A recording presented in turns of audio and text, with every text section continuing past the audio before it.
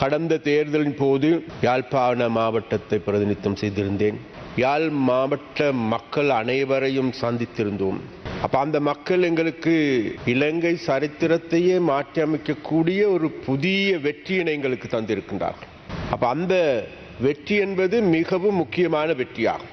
ஏனென்றால் எங்கள் எல்லோருக்குமே தெரியும், கடந்த ஜனாதிபதி தேர்தலின் போது வடக்கில் வாழுகின்ற மக்கள் எங்களை வடக்கில் விசேடமாக யாழ் மாவட்டத்தில் 4வது ஸ்தானத்தில் வைத்திருந்தார்கள். அப்பொழுது என்னிடம் ஒரு சிலர் கேட்கின்ற போது நாங்கள் கூறினோம், ஜனாதிபதி தேர்தலிலே 4வது ஸ்தானத்துக்கு வைத்திருக்கின்றார்கள் என்பது உண்மைத்தான்.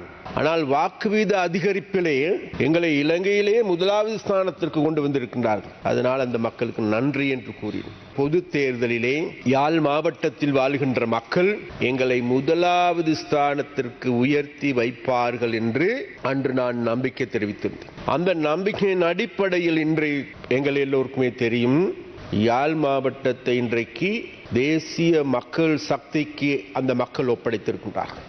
தேசிய மக்கள் சக்திக்கு ஏன் எதனால் ஒப்படைத்தார்?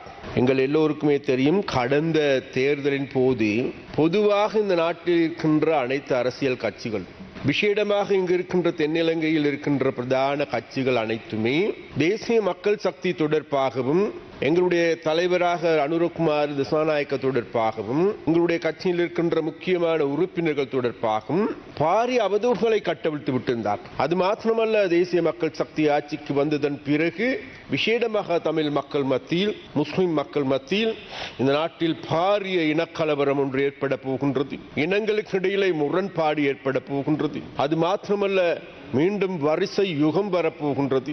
மீண்டும் டாலர் 400 ரூபாய்க்கு அதிகரிக்க போகின்றது. இலங்கை ஒரு இருண்ட யுகத்தை நோக்கி போக போகின்றது.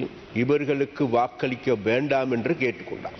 ஆனாலும் அவைகள் அனைத்தையும் மீறி இலங்கையில் வாழ்கின்ற மக்கள் மாத்திரமல்ல, இது நாள் வரைக்கும் யாராலும், அதாவது விசேடமாக தேசிய கட்சிகளால் அசைத்து கூட பார்க்க முடியாத யாழ் மாவட்டத்தில் வாழ்கின்ற மக்களும் கூட எங்களை ஏன் தேர்ந்தெடுத்தார்?